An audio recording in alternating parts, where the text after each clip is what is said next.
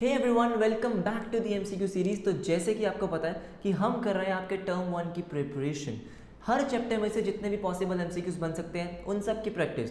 और आज हम करने वाले हैं आपका chapter number 3, that is accounting principles. कोशिश करेंगे कि हम एमसीक्यूज के थ्रू आपके पूरे चैप्टर को रिवाइज भी कर लें और आपके एमसीक्यूज की प्रैक्टिस भी हो जाए। So without wasting any time start करते हैं। एमसीक्यू नंबर 1 आपकी स्क्रीन पे ये रहा। So during the life time of an entity, during the lifetime of an entity, accounting produces financial statements in accordance with which basic accounting concept। अब इस पूरे MCQ में एक छोटा सा कीवर्ड है जो छुपा हुआ है, आपको बस उस कीवर्ड को आइडेंटिफाई करना है। आप फटाफट से समझ जाओगे कि कौन से अकाउंटिंग कॉन्सेप्ट की बात हो रही है।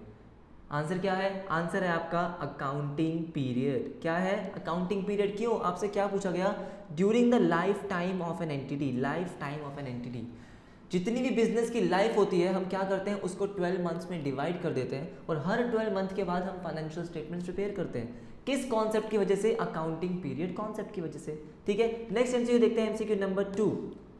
A concept that a business enterprise will not be sold or liquidated in the near future is known as। ये तो बहुत इजी आपको आना चाहिए। अगर आपको ये एमसीक्यू नहीं आता तो आपको पूरा चैप्टर रिवाइज करने की जरूरत है। A concept that a business enterprise will not be sold or liquidated in the near future is known as going concern principle, going concern concept। yes or no? going concern concept क्या कहता है कि भाई जो आप business कर रहे हो वो आप नियर फ्यूचर में बंद नहीं करने वाले, लिक्विडेट नहीं करने वाले, बेचने नहीं वाले। आपका ऐसा कोई भी इंटेंशन नहीं है। बिजनेस क्या होगा? अनडिफाइंड पीरियड तक चलता रहेगा। yes or no? कौन कहता है ये? Going concern concept. समझ में आ गया? बहुत बढ़िया। नेक्स्ट एमसीक्यू नंबर 3 आपकी स्क्रीन पे ये रहा।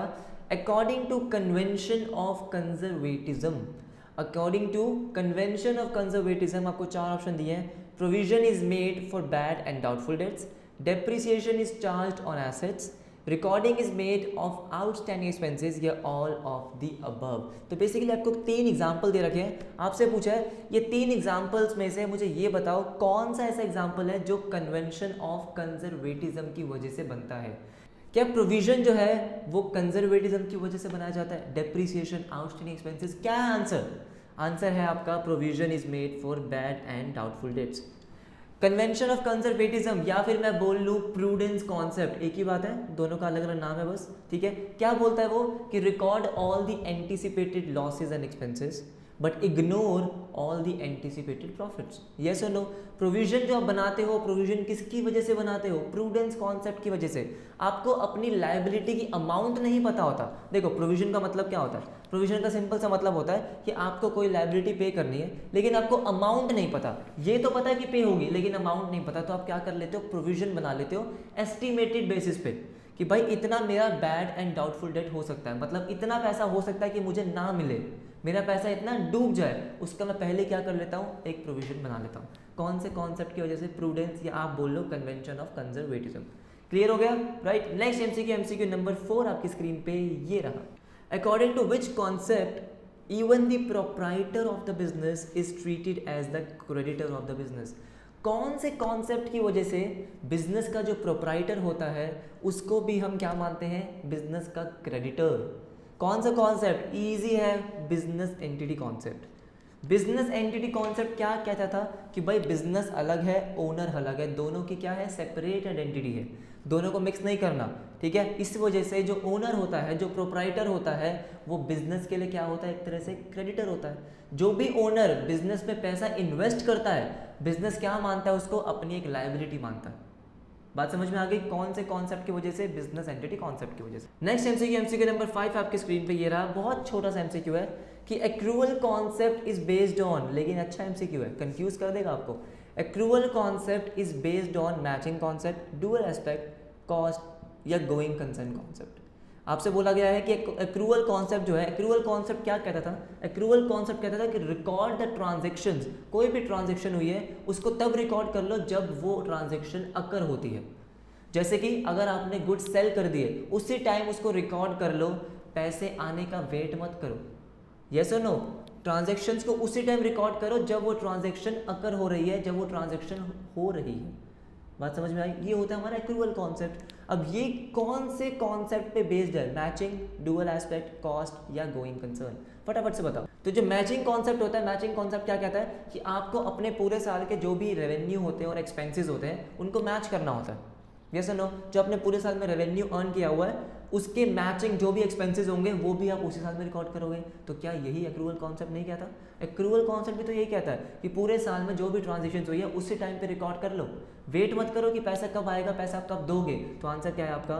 Matching concept. एक्रूअल कॉन्सेप्ट और matching concept almost same same बातें करते हैं, ठीक है। नेक्स्ट एमसीक्यू नंबर 6, बहुत ही बड़ी एमसीक्यू है, ध्यान से देखो कि biryani limited has invested ₹5,000 in the shares of Zomato limited. तो क्या है, बिरयानी लिमिटेड की बात हो रही है, उसके पास कुछ 5,000 रुपीज़ थे जो एक्स्ट्रा थे, तो उसने क्या किया 5,000 रुपीज़ से जो जोमेटो लिमिटेड है उसके शेयर्स परचेज कर लिए। सिंपल सी बात बोलो, 5,000 रुपीज़ उसने इन्वेस्ट कर दिए जोमेटो कंपनी में, ठीक है। Current market value of these shares are 5,500। तो जो 5,000 की इन्वेस्टमेंट की थी उसकी मार्केट वैल्यू हो चुकी है 5,500, ठीक है।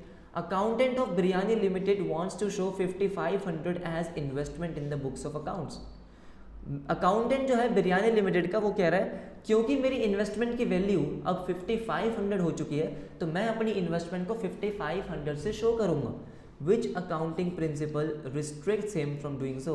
ऐसा कौन सा अकाउंटिंग प्रिंसिपल है जो उस अकाउंटेंट को मना कर देगा, रिस्ट्रिक्ट कर देगा कि नहीं आप 5,500 पे शो नहीं कर सकते। फटाफट से बताओ कौन सा है।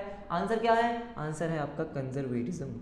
क्या है कंजर्वेटिज्म या प्रूडेंस कॉन्सेप्ट? क्या कहता है? सो कंजर्वेटिज्म क्या कहता है? कंजर्वेटिज्म कहता है कि देखो जितने भी आपके एंटीसिपेटेड प्रॉफिट्स होते हैं उसको आप रिकॉर्ड नहीं कर सकते।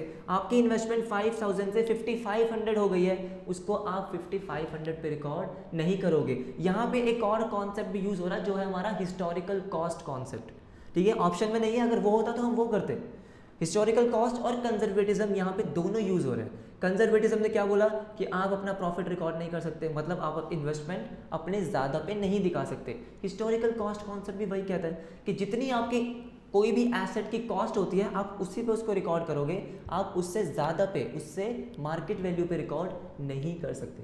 क्लियर हो गया? तो अगर यहाँ पे कॉस्ट होता तो आप कॉस्ट करते, कंजर्वेटिज्म है तो हम कंजर्वेटिज्म करेंगे, क्योंकि बाकी तीनों तो यहाँ पे लग ही नहीं रहे। फुल डिस्क्लोजर कोई कनेक्शन नहीं, कंसिस्टेंसी कोई कनेक्शन नहीं, मटेरियलिटी भी कोई कनेक्शन नहीं। तो आंसर क्या हो गया आपका? कंजर्वेटिज्म। क्लियर हो गया? सो नेक्स्ट एमसीक्यू नंबर 7 आपके स्क्रीन पे ये रहा।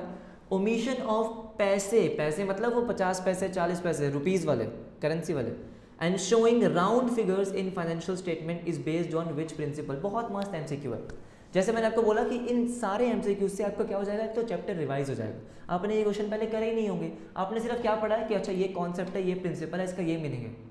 अब आपको क्या कर रहे हो, आप उसको प्रैक्टिकली अप्लाई कर रहे हो। क्या क्वेश्चन आपने पूछा है कि ओमिशन ऑफ पैसे एंड शोइंग राउंड फिगर्स। तो बेसिकली जब भी हम balance sheet, profit and loss ये सब बनाते हैं ना, उसमें हम ऐसे 50 पैसे 40 पैसे रिकॉर्ड नहीं करते, हम वहाँ पर राउंड फिगर शो करते हैं कि लेट्स से आपने कोई सेल करी है, कितने की भी हो, ठीक है, मान लो आपकी फिगर आ गई 500.50 पैसे, तो आप उसको ऐसे नहीं दिखाते 500 रुपये 50 पैसे, नहीं, आप उसको क्या दिखा दोगे राउंड फिगर में 501 रुपये। यस और नो? तो वो ये क्या कह रहा है कि जो आप पैसे को ओमिट कर देते हो, राउंड फिगर शो कर देते हो, किस प्रिंसिपल की वजह से? आंसर क्या है? Materiality.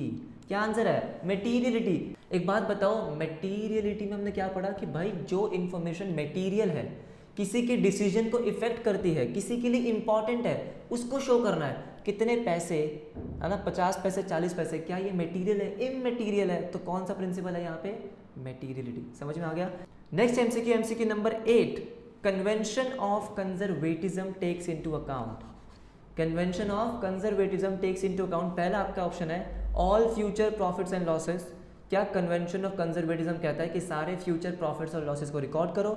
All future profits but not losses, सारे फ्यूचर प्रॉफिट्स को कंसीडर कर लो लेकिन लॉसेस को कंसीडर मत करो। अच्छा, all future losses and not profits, neither profits no losses. आपको पता है आंसर क्या है? आंसर है आपका सी।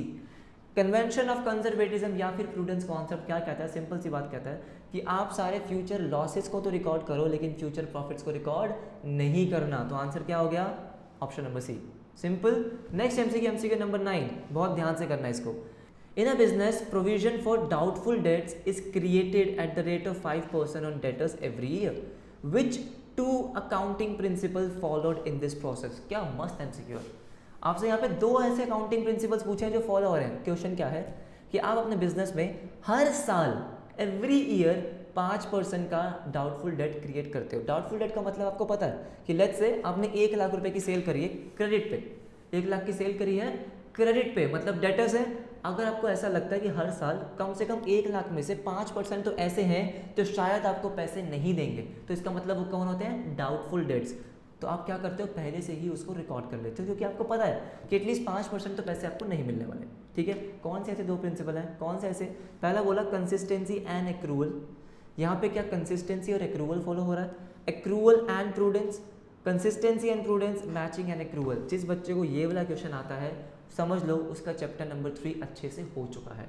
ठीक है, आंसर क्या है, आंसर है आपका कंसिस्टेंसी एंड प्रूडेंस। मैंने यहाँ पे 2 चीज़ें हाईलाइट करी, पहला था एवरी ईयर, आप एवरी ईयर 5% क्रिएट करते हो तो इसका मतलब कंसिस्टेंसी।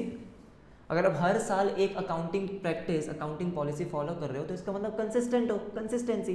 दूसरा क्या है, आप फ्यूचर लॉसेस को अभी से रिकॉर्ड कर रहे हो, अब पहले से ही क्या कर रहे हो, एक प्रोविजन क्रिएट करके चल रहे हो कि आपका 5% पैसा नहीं आने वाला, तो क्या हो गया, प्रूडेंस। आंसर क्या हो गया, consistency and prudence. Last MCQ number 10 बहुत ध्यान से पढ़ेंगे। X limited gets a contract of ₹10 crore to build a shopping mall, ठीक है, to be completed in 3 years, ठीक है। The management of the company wants to ascertain the profit or loss on this contract only when the contract is completed. Which accounting principle, which accounting concept is violated? तो question क्या है कि x limited है जिसको contract मिला 10 करोड़ का कि आपको एक शॉपिंग मॉल बनाना है, ठीक है, जो 3 साल में खत्म होगा। एक्स लिमिटेड की जो मैनेजमेंट है वो कह रही है कि मैं अपना प्रॉफिट और लॉस सिर्फ तभी निकालूंगी जब मेरा पूरा का पूरा कॉन्ट्रैक्ट खत्म हो जाएगा, मतलब 3 साल बाद ही मैं प्रॉफिट और लॉस निकालूंगी। कौन सा अकाउंटिंग कॉन्सेप्ट यहाँ पे वायलेट हो रहा है, अकाउंटिंग पीरियड।